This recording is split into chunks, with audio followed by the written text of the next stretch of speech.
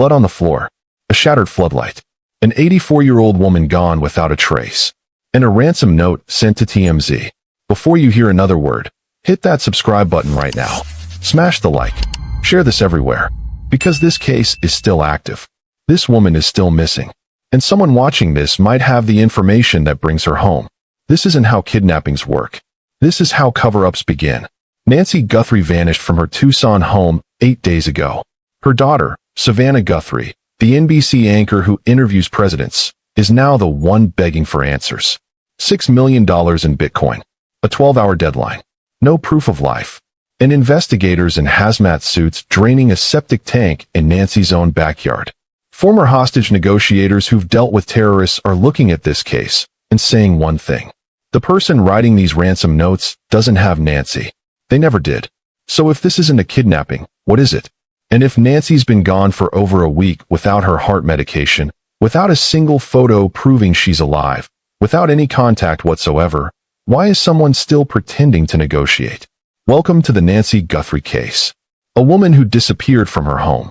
A ransom that's really a diversion. A crime so calculated that even experts who've seen the worst humanity has to offer are calling it one of the most disturbing investigations they've ever analyzed. By the end of this, you'll understand why the most dangerous part of this case isn't what happened to Nancy Guthrie. It's what someone is desperately trying to hide. Here's what we know. Nancy Guthrie is 84 years old. Mother. Grandmother. Missing for 8 days from her quiet Tucson neighborhood where nothing like this is supposed to happen. The crime scene tells investigators everything they don't want to say out loud yet. Blood inside the home. Not pools of it, but enough. A floodlight outside. Shattered. Glass on the ground. Signs of struggle. But here's what stops you cold. No forced entry through the doors. No broken locks. No kicked-in frames. Whoever got to Nancy either had a key or she let them in. And then there's the medication sitting on the kitchen counter. Untouched. The kind of medication an 84-year-old woman needs to survive. Heart medication. Blood pressure medication. The kind you don't skip. She's been without it for 8 days. Then the ransom note arrives. But not to the family. Not to Savannah Guthrie, who has the resources, the desperation, the money to pay. It goes to TMZ. And to KVOA, a local Tucson television station. Public tip forms. Anonymous. Untraceable. Why would kidnappers send a ransom demand to the media instead of the people who can actually pay? The demand is $6 million in Bitcoin. A specific wallet address provided. The note promises Nancy will be returned safely within 12 hours of payment. The deadline? 5 p.m. on a specific date. That deadline came and went.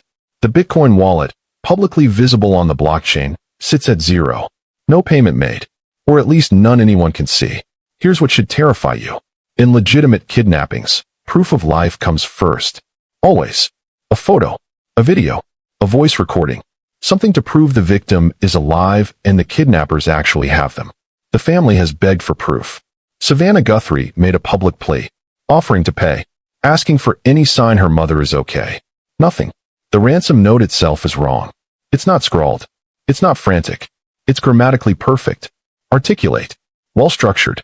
Almost professional. The kind of writing you'd expect from someone educated. Not someone who just committed a violent abduction. And then there's that word. Celebrate. The ransom note used it. Savannah used it in her public statement. It's an odd word for a kidnapping. You don't celebrate during a crisis. You don't celebrate when your mother is missing. You don't celebrate when someone's life is on the line. So why did both the kidnapper and the victim's daughter use the exact same strange word? Sheriff Chris Nanos and the FBI are treating this as an active investigation. But the septic tank search on day 6 told the public what law enforcement already suspected. This isn't a rescue mission anymore. It's a recovery. Let me talk about that ransom note. Because this is where everything falls apart. The note demands $6 million in Bitcoin. Provides a specific wallet address. Promises Nancy will be returned within 12 hours of payment. Sets a hard deadline at 5 p.m. Warns the family that time is running out. On the surface, it looks legitimate. But dig deeper and nothing makes sense. First, the delivery method. Sent through public tip forms to TMZ and KVOA. Not email. Not a phone call. Not a letter to the family. A public tip form designed for anonymous submissions. Why does this matter? Because it eliminates metadata. No IP address. No digital fingerprints. No way to trace where it came from. And more critically, it prevents two-way communication. The family can't respond. They can't negotiate. They can't ask questions. They can't request proof of life. It handcuffs law enforcement. Real kidnappers want negotiation. They want back and forth. They want to build trust. Establish proof of life. Create a pathway to payment. This note does the opposite. It's a one-way broadcast with no room for dialogue. Second, the language. The note is too clean. Perfect grammar. No spelling errors. No emotional outbursts. No threats. It reads like it was written by someone with time, education, and a clear head. Compare that to the crime scene. Blood on the floor. A shattered floodlight. Signs of a struggle. Violent crimes don't produce calm, articulate ransom notes. They produce panic. Mistakes. Urgency. This note has none of that. Third, that word again. Celebrate. It appears in the ransom note. It appears in Savannah's public plea. That's not a coincidence. Either the kidnapper is mimicking the family's language to psychologically torment them, or someone close to the family wrote this note. Fourth, the choice to go public. Why send the ransom demand to TMZ? Real kidnappers want secrecy. The more people involved, the harder it is to collect payment and escape. Going public invites law enforcement, media scrutiny, public pressure, unless the goal isn't money, unless the goal is attention, chaos, psychological torture. Fifth, the complete absence of proof of life. This is the biggest red flag. In every legitimate kidnapping case on record, proof of life is standard. It's how kidnappers prove they have the victim. It's how they build credibility. It's how they convince the family to pay. The family has begged for proof. Savannah has offered to pay. The deadline has passed. Still nothing. Experts in hostage negotiation will tell you the same thing. If a kidnapper can't or won't provide proof of life, they don't have the victim. Either the victim is already deceased, or this is a scam. Former FBI Special Agent Ken Gray put it bluntly. This isn't how real kidnappings work. So if this isn't a real kidnapping, what is it? To answer that, we need to hear from someone who's seen this before. If this is getting intense, drop a comment right now. Tell me what you think is really happening here. Commander Daniel Ashia, former hostage negotiator with decades of experience in high-stakes crisis situations. He's negotiated with Al-Qaeda. He's worked at the United States Embassy in Iraq. He's dealt with terrorists, criminals, some of the most dangerous people on the planet. When he looked at the Nancy Guthrie case, his immediate reaction? More red flags than a Chinese military parade. Ashia has negotiated for lives in war zones. He's seen every kidnapping tactic, every ransom strategy, every psychological manipulation kidnappers use to extract money from desperate families. And he's telling you this case doesn't fit the pattern. His assessment is blunt. This is not a real kidnapping. This is either a scam or it's a cover-up for something that already happened. That's not speculation. That's professional analysis from someone who's been in the room when lives were on the line. Ashia has two theories about what's really happening. Both are disturbing. Both explain the evidence better than the kidnapping narrative. And both suggest Nancy Guthrie's fate was sealed long before that first ransom note was ever sent. Theory 1. The interloper. The person writing the ransom notes is not the person who took Nancy Guthrie. Ashia calls them an interloper, an imposter, a scammer piggybacking on a tragedy. Here's how it works. A real crime happens. Nancy disappears. Maybe she's harmed. Maybe she's already deceased. The news breaks. High-profile case. Savannah Guthrie's mother missing from her Tucson home. Media coverage explodes.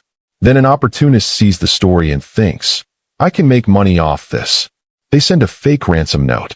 Demand $6 million. Provide a Bitcoin wallet. Make it look legitimate. And hope the family, desperate and terrified, pays without asking too many questions. The scammer never had Nancy. They don't know where she is. They can't provide proof of life because they don't have access to her. They're just exploiting a family's grief for profit. This explains everything. Why the ransom note went to TMZ instead of the family. Because the scammer doesn't have direct contact information. Why there's no proof of life. Because they can't provide it. Why the note is so well written. Because it's not coming from a violent criminal. It's coming from a calculated con artist. Why there's no follow-up communication. Because they can't answer questions about Nancy. It's a sick game. And it happens more often than you think. High-profile cases attract scammers. Wealthy families. Celebrities. Public figures are targets. Someone sees an opportunity and takes it. They send fake ransom notes, fake proof of life, fake threats. They hope desperation overrides logic.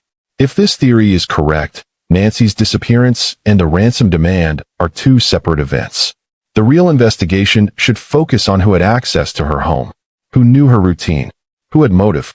The ransom is just noise, a distraction. But Ashia has a second theory, and it's darker. Theory 2. Nancy Guthrie didn't survive the initial encounter. The evidence supports it. Blood at the scene, a shattered floodlight, signs of a struggle, and most critically, her medication left behind. Nancy is 84 years old. She needs that medication to survive. It's been 8 days. No proof of life. No communication. No negotiation. Ashia's assessment? The ransom is a ghost story. Here's what he thinks happened. Someone came to Nancy's home. Maybe she knew them. Maybe she didn't. Something went wrong. A confrontation. A struggle. Violence. And Nancy was harmed, possibly fatally, in the initial encounter. Now the perpetrator has a problem. They've committed a serious crime. Law enforcement will be looking for Nancy. The media will be covering the story. The clock is ticking. So they create a diversion. They send a ransom note. They make it look like a kidnapping. They demand $6 million and promise to return Nancy safely. They set a deadline. They create a 12-hour return window that suggests Nancy could be anywhere within a 720-mile radius. Why? Because it buys time. It delays the homicide investigation. It sends law enforcement in the wrong direction. It creates chaos and confusion. And it keeps the family hoping, waiting, begging, while the real crime scene goes cold. The ransom isn't real. It's a stalling tactic, a cover-up for what already happened. This explains why there's no proof of life, why the Bitcoin wallet sits at zero, why the deadline passed without consequence, why the note went to TMZ instead of the family. Because the goal isn't money. It's distraction. If the perpetrator wanted $6 million, they'd negotiate. They'd provide proof of life. They'd ensure the family could actually pay. They'd create a secure payment method and a plan to collect the money without getting caught. None of that is happening. Instead, the ransom note is public. It's theatrical. It's designed to generate media attention and keep the focus on a kidnapping narrative while the real crime gets buried. Ashia believes the real motive isn't money. It's psychological torture. Watching the family suffer publicly. Watching Savannah Guthrie, a journalist who interviews presidents, who's always in control, beg for her mother's life on national television. That's the payoff. Ashia's advice to the family is clear. Do not pay the ransom. You'd be funding her attackers and validating your own torture. But here's the impossible position the family is in. What if there's a 1% chance Nancy is still alive? What if paying the ransom is the only way to get her back? What if refusing to pay means losing the only opportunity to save her? Logic says don't pay. The heart says what if? That's the cruelty of this case. Let me talk about the 12-hour return window, because this detail reveals just how calculated this crime really is. The ransom note promises Nancy will be returned safely within 12 hours of payment. On the surface, that sounds reasonable. But do the math. 12 hours of driving at highway speeds covers roughly 720 miles. That's a radius. A circle with Tucson at the center. What does that include? Los Angeles, San Diego, Las Vegas, southern Utah, southern Colorado, all of New Mexico, northern Mexico. It's a massive search area. Thousands of square miles. Multiple states. International borders. And that's the point. It's a classic diversion tactic. Send law enforcement on a wild goose chase. Spread resources thin. Make it impossible to narrow down a location. Create the illusion that Nancy could be anywhere. But Ashia doesn't buy it. His assessment? The perpetrator is local to Tucson, probably within 50 miles. The 12-hour window is misdirection. It's designed to make investigators think big when they should be thinking small. Real kidnappers don't give families 12 hours to wait. They want payment fast. They want the victim returned fast. They want to minimize risk and get out. This 12-hour window does the opposite. It creates artificial urgency while simultaneously expanding the search area to an unmanageable size. It's a tactic, and it's working. The timeline also pressures the family to make an emotional decision instead of a rational one. 12 hours isn't enough time to investigate, verify, or negotiate. It forces the family to act on hope instead of evidence. On day 6, everything changed. Investigators arrived at Nancy's home with hazmat suits and excavation equipment. They cordoned off the property, and they began searching the septic tank. Let that sink in. Septic tanks are not searched in active kidnapping cases. You don't look for a hostage at their own home. You don't dig through waste systems when you're trying to rescue someone. You do that when you're looking for a body or evidence of a crime. Septic tanks are searched in homicide investigations. They're searched when investigators believe someone tried to dispose of evidence by flushing it. They're searched when the case has shifted from rescue to recovery. What can be found in a septic tank? Blood-soaked clothing, weapons, knives, small items, cleaning supplies used to destroy evidence, DNA evidence, hair, skin, bodily fluids, fibers from clothing or restraints. People think flushing evidence destroys it. It doesn't. Septic tanks hold everything. They don't connect directly to treatment plants. They're storage systems, and forensic teams can recover evidence weeks or even months later. The decision to search Nancy's septic tank signals a major shift in the investigation. Law enforcement believes Nancy may not have left that house alive. They believe evidence was disposed of on site. They believe this is no longer a kidnapping. It's a homicide investigation.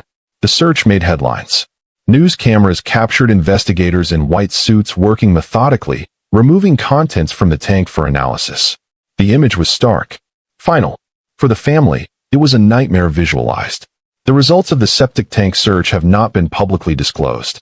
But the fact that it happened at all tells you where this case is heading. If evidence was found, DNA, blood, fibers, weapons, arrests could follow within weeks. If nothing was found, the case continues.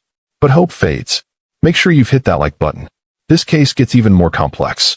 Let me walk you through the timeline day by day, because the patterns reveal what investigators are paying close attention to. Day 1. Nancy Guthrie is reported missing from her Tucson home. The scene tells investigators this wasn't planned. Blood is found inside the residence. Not enough to indicate a fatal injury on site, but enough to confirm violence occurred. A floodlight outside the home is shattered. Glass on the ground. Signs of a struggle or forced entry. But no signs of forced entry through the doors. No broken locks. No kicked-in frames. Either the perpetrator had a key or Nancy let them in. Her medication is left behind on the kitchen counter. Untouched.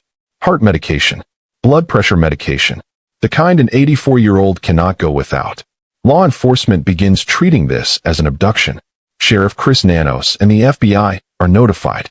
The clock starts ticking. Day 2. The ransom note arrives. Not to the family. Not to Savannah Guthrie. Not to law enforcement. It goes to TMZ. And to KVOA, a local Tucson television station. The note is sent through public tip forms. Anonymous submission portals designed for whistleblowers and sources. No metadata. No IP address. No way to trace it. No way to respond. The demand? $6 million in Bitcoin. A specific wallet address is provided. The note promises Nancy will be returned safely within 12 hours of payment. The deadline is set for 5 p.m. on a specific date. The note is grammatically perfect. Articulate. Calm. It doesn't read like it was written by someone who just committed a violent crime. And it uses one word that stands out. Celebrate. Day 3. The family is blindsided. They learn about the ransom demand from the media, not from the kidnappers. From TMZ. Savannah Guthrie makes an emotional public statement. She's composed, but you can see the strain. She's a journalist. She's used to asking the questions, not answering them. She's used to being in control. She begs for proof of life. She offers to pay the ransom. She asks the kidnappers to make contact. She says the family will do anything to bring Nancy home safely. And then she uses a word that stops investigators cold. Celebrate. The same word from the ransom note. The same unusual word choice. In a statement about a missing mother, about a family in crisis, Savannah says they want to celebrate Nancy's safe return. Is it a coincidence? Is the kidnapper mimicking family language? Or is someone close to the family involved? Investigators take note. Day 4. 5 p.m. The deadline comes and goes. The Bitcoin wallet, publicly visible on the blockchain, sits at zero. No payment has been made. Or at least none that the public can see. No communication from the kidnappers. No follow-up note. No proof of life. No negotiation. Just silence. In legitimate kidnapping cases, missed deadlines trigger communication. Kidnappers extend the deadline. They renegotiate. They provide proof of life to rebuild trust. They don't just disappear. But that's exactly what happens here. The family is left waiting, hoping, begging into the void. Day 5. Former hostage negotiator Daniel Ashia goes public with his analysis. He's blunt. This is not a real kidnapping. Former FBI Special Agent Ken Gray echoes the assessment. The lack of proof of life. The public ransom demand. The communication method. None of it fits the pattern of legitimate abductions. The media begins questioning the kidnapping narrative. But the family is still holding out hope. Day 6. Investigators arrive at Nancy's home with hazmat suits and excavation equipment. They cordon off the property. News cameras capture the scene. They're searching the septic tank. The public realizes what law enforcement already suspects. This is no longer a rescue mission. It's a recovery. Septic tanks are searched in homicide investigations. They're searched when investigators believe evidence was disposed of on site. They're searched when the victim is believed to be deceased. The image of investigators in white suits draining a septic tank in Nancy's own backyard becomes the defining visual of this case. Day 7 and beyond. The results are not immediately disclosed. The case is now being treated as a potential homicide. Resources shift from ransom negotiation to forensic analysis. Investigators focus on victimology. Who knew Nancy? Who had access to her home? Who had motive? The ransom demand is increasingly viewed as a diversion, a stalling tactic, a cover-up. Experts continue advising the family not to pay, but the family's position remains unchanged. They'll do anything for even a 1% chance Nancy is alive. Nancy Guthrie has been missing for over 8 days. She's been without her life-saving medication for over a week. At 84 years old, that's critical. No proof of life has been provided. The Bitcoin wallet remains at zero. No further communication from the alleged kidnappers. The septic tank search results are being analyzed. Forensic teams are processing evidence. The investigation is ongoing, and the family is still waiting. Let me talk about what law enforcement is doing behind the scenes. While the public sees headlines and press conferences, investigators are working on 6 major fronts. First, forensic analysis. Every piece of physical evidence from Nancy's home is being processed. The blood found at the scene. Whose is it? How much was there? Does the volume suggest a fatal injury or something less severe? Fingerprints on doors, windows, the shattered floodlight. Are there prints that don't belong to Nancy or her family? Trace evidence. Hair, fibers, skin cells, DNA that could identify the perpetrator. Forensic teams are methodical. They're looking for anything that doesn't belong. Anything that tells the story of what happened that night. Second, digital forensics. The ransom note was sent through public tip forms. But even anonymous submissions leave traces. IP addresses, even if masked, can be traced. Device fingerprints. The type of device used. The browser. The operating system. Submission timestamps. When was the note sent? Does that timing correlate with other evidence? Investigators are working with TMZ and KVOA to access submission logs. They're analyzing metadata. They're looking for patterns. If the same person sent multiple notes, there will be digital breadcrumbs. Third, victimology. Who was Nancy Guthrie? Investigators are building a complete profile. Who did she know? Who did she trust? Who had access to her home? Family members, caregivers, neighbors, handymen, delivery drivers, anyone who had been to her house in the weeks leading up to her disappearance. Were there recent conflicts, disputes, changes in routine, anything unusual? Over 90% of abductions are committed by someone the victim knows. So investigators are starting close and working outward. Fourth, financial records. Who benefits from Nancy's disappearance? Are there life insurance policies? Inheritance issues? Debts? Financial disputes? Investigators are pulling bank records, insurance documents, wills, trusts. They're looking for motive. Money is one of the oldest motives for crime. If someone stands to gain financially from Nancy's death, they're a suspect. Fifth, surveillance footage. Investigators are canvassing Nancy's neighborhood for surveillance footage. Ring doorbells, Nest cameras, business security systems, traffic cameras on nearby streets. They're pulling footage from the days leading up to Nancy's disappearance and the days after. They're looking for vehicles that don't belong, people who seem out of place, unusual activity. One camera, one frame, one license plate. That's all it takes to break a case. Sixth, the septic tank. Whatever was found or not found in Nancy's septic tank is being analyzed right now. If DNA was recovered, it's being compared to databases. If blood was found, it's being typed and tested. If fibers or clothing fragments were discovered, they're being matched to potential suspects. This is the evidence that could turn this case from a missing person investigation into a homicide prosecution. Let me talk about Bitcoin, because the ransom demand reveals more than you might think. Kidnappers love Bitcoin.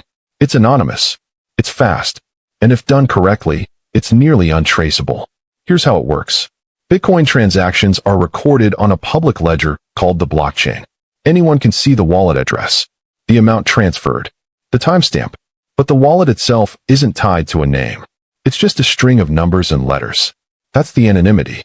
To make Bitcoin truly untraceable, criminals use a process called tumbling or mixing. They send the Bitcoin through multiple wallets, mixing it with other transactions, breaking the trail.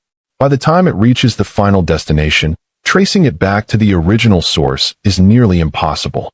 That's why kidnappers demand Bitcoin instead of cash. But here's the problem with this case. The ransom note provided a specific Bitcoin wallet address. That wallet is publicly visible. Anyone can check the balance in real time. Current balance? 0. What does that mean? 3 possibilities. Option 1. The family hasn't paid. They're following expert advice. They're waiting for proof of life that will never come. Option 2. The family paid, but they're controlling the narrative. They haven't announced it publicly. They're working with law enforcement to trace the transaction. Option 3. The kidnappers changed the wallet. They realized the public could monitor it, so they provided a new address privately. But option 3 doesn't make sense. If the kidnappers had direct communication with the family, they'd provide proof of life. They'd negotiate. They'd build trust. None of that is happening. So we're left with options 1 or 2. Either the family hasn't paid, or they have, and we don't know about it yet. Ashia's advice remains the same. Do not pay the ransom. His reasoning is simple. If Nancy is alive and the kidnappers wanted money, they'd provide proof of life. They'd negotiate. They'd ensure payment could actually happen. If Nancy is deceased, paying the ransom funds her attackers. It rewards the people who took her life and tortured her family. If this is a scam, paying validates the con artist. It encourages future scams targeting other families in crisis. No matter which scenario is true, payment doesn't guarantee Nancy's return. But here's the family's impossible position. Logic says don't pay. Experts say don't pay. Evidence says don't pay. But what if there's a chance? What if that 1% possibility is real? What if refusing to pay means losing the only opportunity to bring Nancy home? $6 million is life-changing money. But Nancy is priceless. The FBI is monitoring the Bitcoin wallet. If payment is made, they'll attempt to trace it through the tumbling process. They'll try to identify the recipient. They'll follow the money. But by then, it might be too late. Share this video right now. Nancy's family needs every set of eyes on this case. Here's what happens next in 3 possible scenarios. Scenario 1. The family pays despite expert advice. The FBI immediately begins tracing the Bitcoin. They monitor the wallet. They track the transaction through the tumbling process. They attempt to identify the recipient. If Nancy is not returned, and experts believe she won't be, the case shifts fully to homicide. The ransom will be confirmed as a scam or a cover-up, and investigators will focus on identifying who sent the note and why. This scenario confirms what Ashia has been saying all along. The ransom was never real. Scenario 2. The septic tank search produces evidence. DNA, blood, fibers, weapons, cleaning supplies. The case becomes a homicide investigation immediately. Forensic analysis will identify whose DNA is present. If it matches someone in the system, arrest could happen within weeks. If it doesn't, investigators will compare it to people with access to Nancy's home. This is the scenario that provides the fastest path to answers. Physical evidence is hard to dispute. Scenario 3. The septic tank yields nothing and no other evidence surfaces. This case could stall. Without a body, without physical evidence, without witnesses, cases go cold. They're not closed. They're just waiting. Waiting for new technology. Waiting for someone to talk. Waiting for a break. Cold cases are torture for families. No answers. No closure. No justice. Just endless waiting. Let me talk about what this is like for the family. Because it's easy to analyze evidence and theories. It's harder to imagine what Savannah Guthrie and her family are going through right now. Savannah is a recognizable face. She's interviewed presidents. She's covered wars, natural disasters, political scandals. She's used to being in control. She asks the questions. She gets the answers. Now she's on the other side. She can't control the narrative. She can't negotiate. She can't guarantee anything. She's begging into the void for any sign her mother is alive. And no one is answering. Daniel Ashia put it bluntly. All you can do is wait and hope. That is torture. And it is. Because hope without evidence is agony. It's the worst kind of limbo. You can't grieve because you don't know if there's anything to grieve yet. You can't move forward because you're stuck waiting for information that may never come. The family can't get proof of life. The kidnappers won't provide it. They can't negotiate. The ransom was sent to the media, not to them. There's no two-way communication. No dialogue. No pathway to resolution. They can't guarantee Nancy's return even if they pay. Experts are telling them not to. Logic is telling them not to. But the heart is screaming, what if there's a chance? And then there's the public nature of this case. Every detail is in the headlines. Every development is analyzed on cable news. People online are speculating. The family's grief is on display for the world to see. Privacy is impossible. Savannah made a public plea and people analyzed her word choice. They questioned why she used the word celebrate. They speculated about whether she was involved. They turned her pain into content. That's the cost of being in the public eye. Your tragedy becomes everyone's entertainment. The Guthrie family deserves answers. They deserve to know what happened to Nancy. They deserve to know who is responsible. They deserve justice. They deserve closure. The ability to grieve. The ability to heal. The ability to move forward. Even if moving forward means living with loss. They deserve privacy. Space to process this trauma without the world watching. Nancy Guthrie deserves to be found. Alive or deceased. She deserves to be brought home. If she's gone, she deserves dignity in death. She deserves a proper burial. She deserves to be remembered as more than a headline. She deserves justice. Whoever did this, whoever took her, whoever harmed her, whoever sent that ransom note, needs to be held accountable. Her story deserves to be told with respect, not sensationalized, not exploited, not turned into clickbait. This case highlights something important. No family should have to endure this. The uncertainty, the manipulation, the psychological torture of a fake ransom demand. Every missing person deserves the same level of attention. Not just the ones with famous family members. Not just the ones who make headlines. Every missing person deserves to be found. Every family deserves answers. Fame shouldn't determine the quality of an investigation. Media coverage shouldn't determine how hard law enforcement works. Nancy Guthrie's case is getting attention because of who her daughter is. But there are thousands of families right now going through the same nightmare. Without cameras, without resources, without hope. They deserve justice too. If you live in Tucson, if you were in Nancy's neighborhood in the days leading up to her disappearance, law enforcement needs to hear from you. Did you see anything unusual? A vehicle that didn't belong? Someone who seemed out of place? Unusual activity at Nancy's home? Check your Ring doorbell footage. Check your security cameras. Even small details. Something that seemed insignificant at the time could be the break investigators need. You can submit tips anonymously. You don't have to give your name. You just have to share what you saw. One detail could solve this case. Here's something we all need to remember. This could happen to anyone. Nancy Guthrie is 84 years old. She lived in a quiet neighborhood. Her daughter is famous. She had resources, visibility, a family that could mobilize quickly. And yet someone still got to her. None of us are untouchable. None of us are immune. It could never happen to me, is a comforting lie we tell ourselves. Until it does. So let me talk about precautions. Lock your doors and windows. Even in safe neighborhoods. Even during the day. Most home invasions happen because entry was easy. Install security cameras. Ring doorbells. Nest cameras. Visible deterrents that make your home a harder target. Check on elderly family members regularly. Daily phone calls. Weekly visits. Make sure they're okay. Make sure someone would notice immediately if something was wrong. Know your neighbors. Community awareness is one of the best defenses. If everyone knows who belongs and who doesn't, suspicious activity gets reported faster. Trust your instincts. If something feels off, it probably is. Don't ignore that feeling. Don't talk yourself out of it. Call the authorities. Report it. See something, say something isn't just a slogan.